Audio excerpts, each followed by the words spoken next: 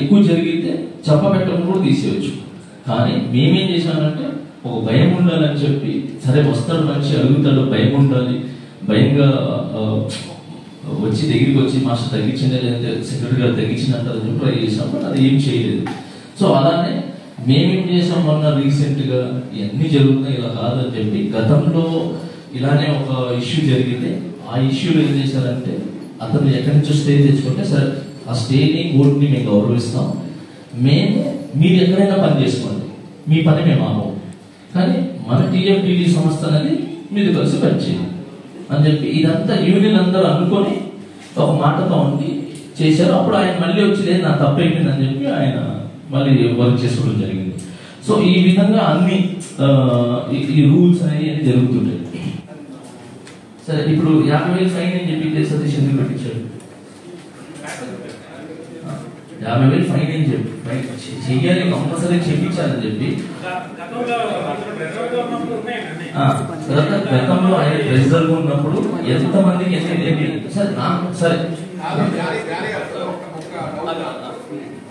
Labour act ప్రకారము A union కు fine వేయొద్దు, వేస్తే లక్షల్లో వేలలో ఉండదు, అసలు వేయొద్దు. బేసిక్ గా మీ ఫెడరేషన్ ప్రెసిడెంట్ ఎట్లా ఫైన్ వేస్తాడు అనేది తెలియదు సార్. ఇది ఫెడరేషన్ నుంచి వచ్చి ఒక అమలు కలుసుకున్నా సార్, దాన్ని ఆ రోజు ఖండించిన వాళ్ళే నేను.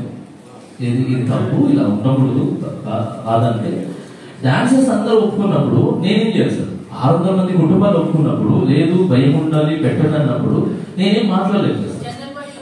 అదే చంద్రబాబు నేను లేదు సార్. సో ఆ కుటుంబాలందరూ నేనేం చేయలేదు సార్. దాన్ని అక్కడే ఫోన్ చేసి చెప్తున్నా ఏంటి, మొన్న కూడా ఒకటి జరిగితే ఈస్ట్ మెంబర్స్ అందరూ చేస్తానంటే నేను అన్నాను లేదు క్షమించి వదిలేసేయండి మొదటిసారిగా అని చెప్పాను. సో నేను ఎప్పుడు ఏం చేస్తానంటే ఎవరు ఫస్ట్ నేను పని ఇస్తాను సార్ అందరికి, ఎవరు పని ఆపను.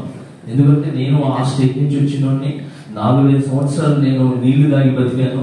సో ఆ కష్టాలు నాకు తెలుసు. ఒక సాంగ్ దొరకకపోతే ఒక సాంగ్ గురించి ఎంత కష్టపడాలో, ఎంత కష్టపడితే ఆ 3,500 లోపల ఈ లోపల మనం అప్పులు తీసుకొని ఉంటాం.